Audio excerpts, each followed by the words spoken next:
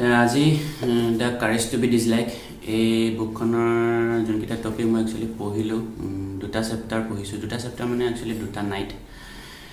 তাৰ বিষয়ে দুটামান কথা ক'ম বুলি ভাবিলোঁ।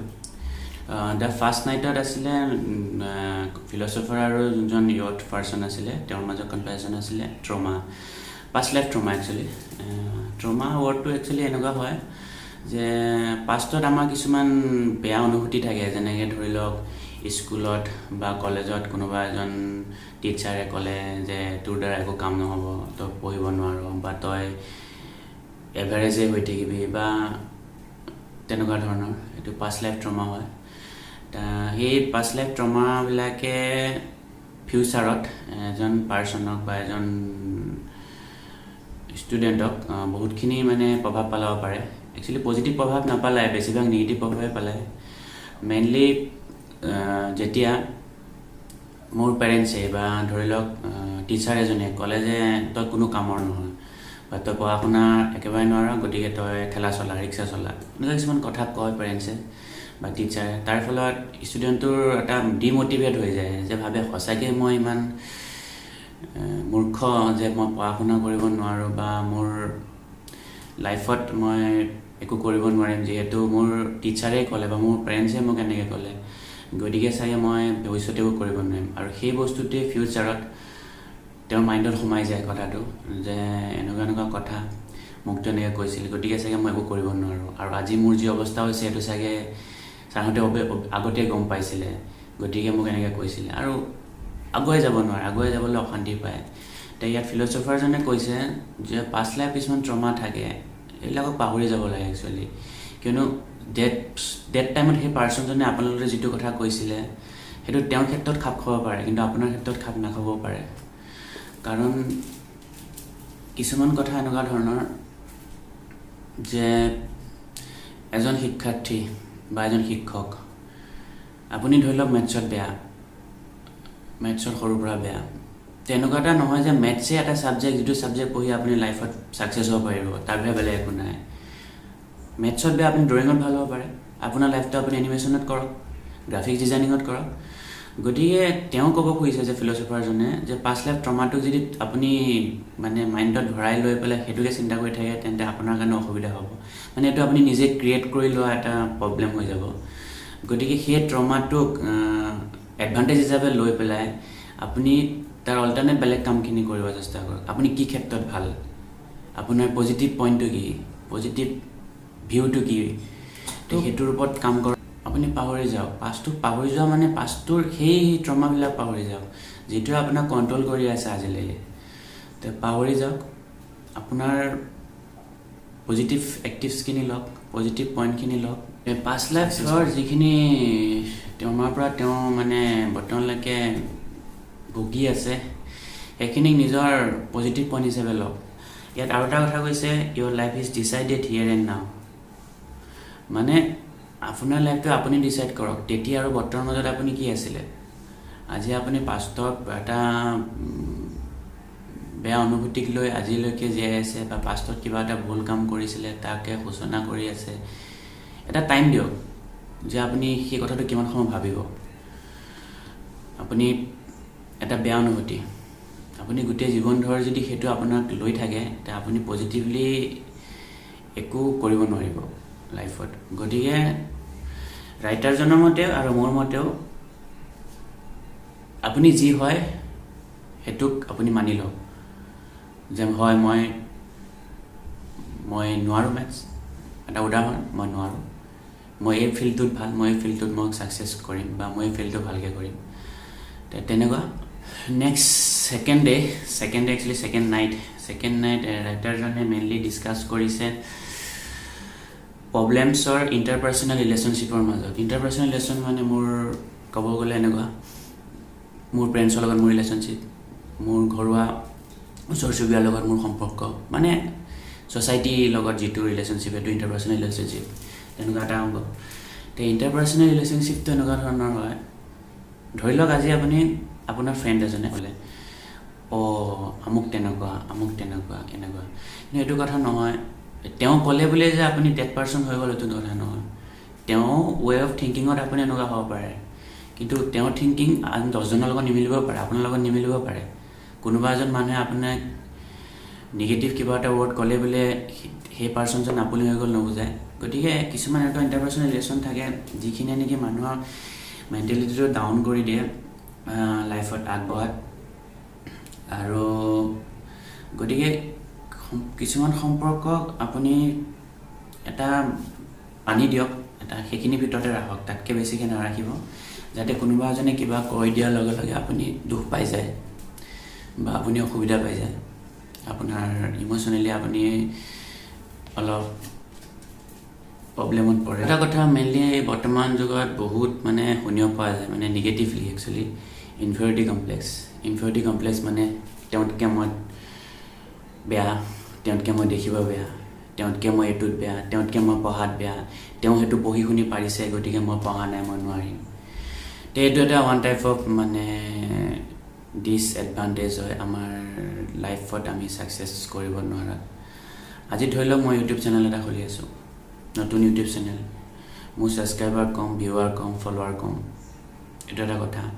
এতিয়া কাইলৈ যদি মই এজন মোৰ নিয়েৰেষ্ট কোনোবা এজনক দেখোঁ যে তেওঁ মোতকৈ কম দিনৰ ভিতৰত ইমানখিনি আগবাঢ়ি গৈছে, তেওঁৰ মোৰ ভিডিঅ' 100টা, তেওঁৰ ভিডিঅ' 20টা, কিন্তু তেওঁ বহুতখিনি আগবাঢ়ি গৈছে লাইফত, কিন্তু মই পৰা নাই, তাৰ প্ৰতি তাৰ এইটো আছে চাগে সেইটো কাৰণে পৰা নাই, বা কিছুমান নিগেটিভ থট, সি চাগে সেইটো কাম কৰিছে, সি চাগে বেয়া ধৰণে বা বেলেগ ধৰণে ভিডিঅ'বিলাক কৰিছে গতিকে পাইছে, এইটো নহয়। তেওঁ যিখিনি কৰিছে সেইটো তেওঁৰ ক্ৰেডিট হয়, আৰু আপুনি কৰিব পৰা নাই সেইটো আপোনাৰ মানে কিবা এটা প্ৰব্লেম আছে বা কিবা এটা ভুল আছে যিহেতু আপুনি কৰিব পৰা নাই। এতিয়া বেলেগ এজনক আপুনি কম্পেয়াৰ কৰাৰ আগতে নিজক চাওক যে আপোনাৰ কি ভুল হৈ আছে। আৰু ইনফেৰিয়ৰিটি কমপ্লেক্স একচুৱেলি মই যোনটো কৈছোঁ বেচিকেলি এইটো নহয়। ইনফেৰিয়ৰিটি কমপ্লেক্স একচুৱেলি বেলেগতকৈ আপোনাক তলত ভাবা, যিকোনো ক্ষেত্ৰত, পঢ়া শুনাৰ ক্ষেত্ৰতে হওক বা ছ'চিয়েল ষ্টেটাছৰ ক্ষেত্ৰতে হওক বা লাইফষ্টাইলৰ ক্ষেত্ৰতে হওক, সকলো ক্ষেত্ৰত তেওঁৰ লাইফ তেওঁ জীয়াই আছে, ন' ডাউট আপুনি তেওঁৰ নিচিনা হ'ব বিচাৰিব, সেইটো বেলেগ কথা, কিন্তু তেওঁতকৈ মই সৰু, তেওঁতকৈ মই বহুত তলত, এইটো নিগেটিভ থট হিচাপে ল'লে বহুত প্ৰব্লেম হয়। যদি পজিটিভ হিচাপে লওঁ তেওঁতো এনেকুৱা কৰি আছে গতিকে ময়ো কৰি চাওঁ, তেওঁৰ পৰা হেল্প ল'ম, এইটো পজিটিভ থটছ, এইটো নিগেটিভ নহয়। কিন্তু যদি আপুনি ভাবি লয় তেওঁ এইটো কৰিব পাৰিছে, তেওঁ পইচা আছে, তেওঁ কৰিব পাৰিছে, তেওঁ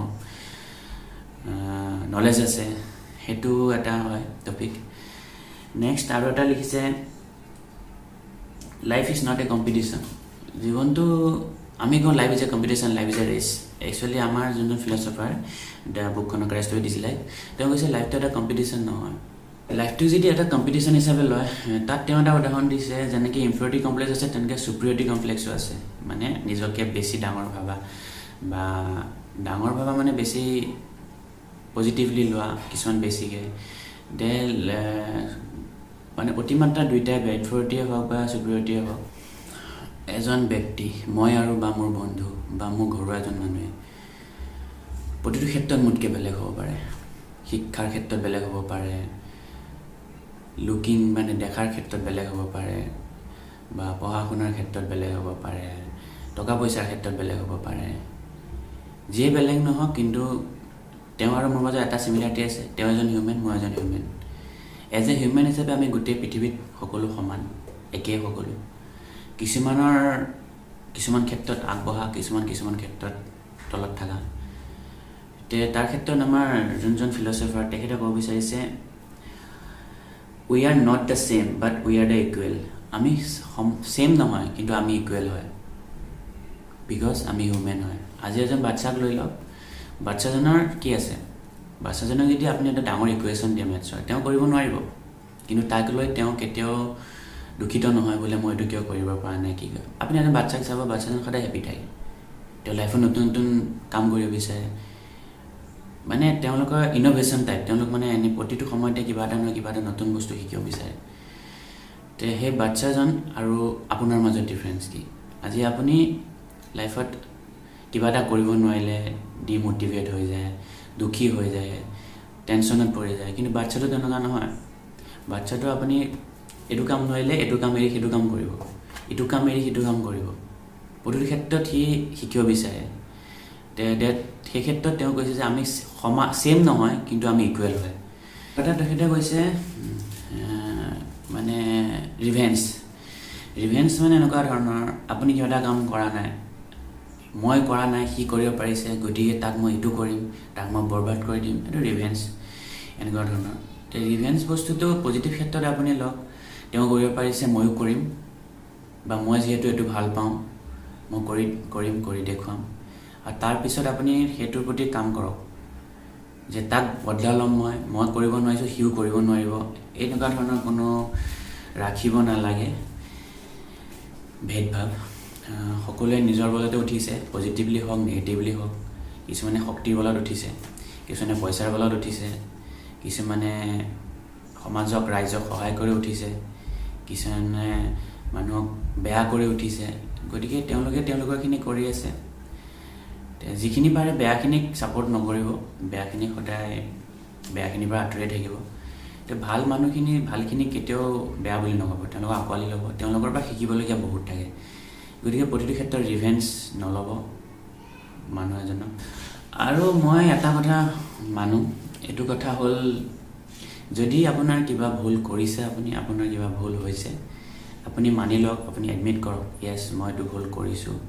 তাক লৈ আপুনি ডিফিট কৰিব নাযাব যে নহয় মই এইটো কৰা নাই, এইটো বেলেগে কৰিছে চাগে, বা আপুনি এক্সকিউজ দিব, এইটো এই বস্তুটোৰ কাৰণে হ'ল, বা এইটোৰ কাৰণে হ'ল চাগে।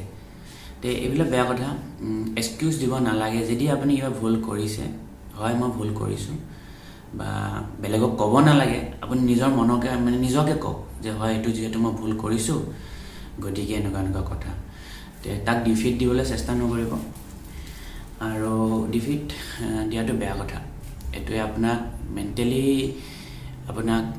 আপুনি জানে নহয় আপুনি ভুল কৰিছে, গতিকে সেইটোক আপুনি আপোনাৰ নিজক বেয়া কৰি আছে যে মই ভুল কৰিছোঁ কিন্তু মই লুকুৱাই ৰাখিছোঁ, বা মই ভুল কৰি মই ভুলটো মানিব বিচৰা নাই। সেইটোৱে আপোনাৰ ভৱিষ্যতে আপোনাৰ বহুখিনি বেয়া হ'ব আপোনাৰ ক্ষেত্ৰত। এতিয়ালৈকে মই 2টা চেপ্টাৰে পঢ়িছোঁ। 2টা চেপ্টাৰ মানে একচুৱেলি 2টা নাইট, চেপ্টাৰ নহয়, চেপ্টাৰ হিচাপে বহুত আছে, 15-20টা, 2টা নাইট, 150-200 পেজমান পঢ়িলোঁ। তাৰ পৰা এইখিনিয়ে ক'ব গ'লোঁ, মানে মোৰ ফালৰ পৰা ফিলচফাৰজনেতো বহুতখিনি কৈছে, যিখিনি মই কিতাপ হিচাপেতো আপোনালোকক বৰ্ণনা কৰিব নোৱাৰোঁ। মোৰ ফালৰ পৰা মই যিখিনি বুজিছোঁ এইটোৱে ক'ব বিচাৰোঁ ফাইনেলি। প্ৰতিটো ক্ষেত্ৰত জীৱনত মানুহৰ আপছ এণ্ড ডাউন আছে, তাৰ বাবে বেলেগক কেতিয়াও দুখ নিদিব, তাৰ বাবে দোষী আপুনি। হ'লে আপুনি এডমিট কৰক আপোনাৰ দুখখিনি, আৰু ভৱিষ্যতে আগুৱাই যাবলৈ চেষ্টা কৰক। কাকো অভাৰটেক নকৰিব, অভাৰটেক নকৰে মানে নিগেটিভ ক্ষেত্ৰত অভাৰটেক নকৰিব, নিজৰ কাম নিজে কৰি যাওক। আৰু এটা বস্তু, লাইফত ছাকচেছ হ'বৰ কাৰণে কিছুমান টুলছ থাকে, টুলছ মানে একচুৱেলি এটা কিছুমান আইডিয়া থাকে। প্ৰথমতে ক'ব গ'লে ট্ৰমা যোনটো ক'লোঁ, পাষ্ট হয়, পাষ্টক লৈ যদি আপুনি বেছি টেনশ্যনত থাকে, বেছি দুখত থাকে, আপুনি কেতিয়াও এক্টিভ হ'ব নোৱাৰিব, আপুনি আগবাঢ়িব নোৱাৰিব। পাষ্টক পাহৰি যাব দিয়ক, পাষ্টৰখিনি যিখিনি ভুল কৰিলে, পাষ্টত যিখিনি অসুবিধা কৰিলে, আপুনি যিখিনি পালে সেইখিনিৰ পৰা শিকক, আগুৱাই যাওক জীৱনত। 2 নম্বৰ কথা, ইনফিৰিয়ৰিটি কমপ্লেক্স বা ছুপিৰিয়ৰিটি কমপ্লেক্স মানে হ'ল নিজক কেতিয়াও বেছি ওপৰত নাভাবিব বা নিজক কেতিয়াও তলত নাভাবিব। যি হয় আপুনি হয়, নিজে যি হয় সেইটো হিচাপে নিজক একচেপ্ট কৰক।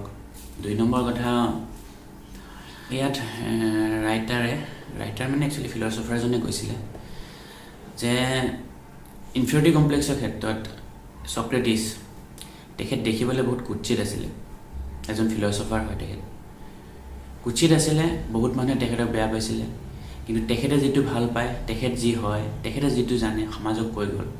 আজিলৈকে তেওঁৰ ফালৰ পৰা কোনো লিখিত কোনো টপিক নাই। তেওঁ ৰাস্তাৰ মাজত, বজাৰৰ মাজত ৰখিব, এটা জেগা বিচাৰি ল'ব, তেওঁ ভাষণ দিয়া ষ্টাৰ্ট কৰি দিব। তাৰ পাছত তেওঁ পিছৰ পুৰুষসকলে মানে প্লেটো হওক, এৰিষ্টটেল হওক, তেওঁৰ কনচেপ্টখিনিৰ ওপৰতে বেলেগ বেলেগ ফিলচফি আগবঢ়ালে। এৰিষ্টটেল অলপ বেলেগ হয়, প্লেটো অলপ বেলেগ হয়, প্লেটোৰ অলপ ছক্ৰেটিছতকৈ অলপ ডিফাৰেণ্ট হয় তেওঁৰ কনচেপ্টবিলাক। গতিকে তেনেকুৱা ধৰণৰ ছক্ৰেটিছে বেলেগ ধৰণে ক'লে, ছক্ৰেটিছৰ ৱে অফ থিংকিং বেলেগ আছিলে। প্লেটোৱে তেওঁৰে শিষ্য হয়, কিন্তু প্লেটোৰ থটছখিনি বেলেগ আছিলে, ফিল'চফিকেল থটছখিনি। গতিকে তেনেকুৱা ধৰণৰ কোনো মানুহ সমান নহয়, আৰু সমান হিচাপে ভাবাটোও বেয়া। আজি আপুনি আপোনাৰ ওচৰজনক দেখি তেওঁ এইটো কৰিছে, ময়ো এইটো কৰিম, এইটো কথা নহয়। আপুনি মনৰ পৰা যিটো ভাল পায় সেইটো কৰক। যদি ভাল কাম কৰিছে সমাজে আঁকোৱালি ল'ব, যদি বেয়া কাম কৰিছে নিজে গম পাব। মই মোৰ ইউটিউব চেনেলটো খুলিলোঁ।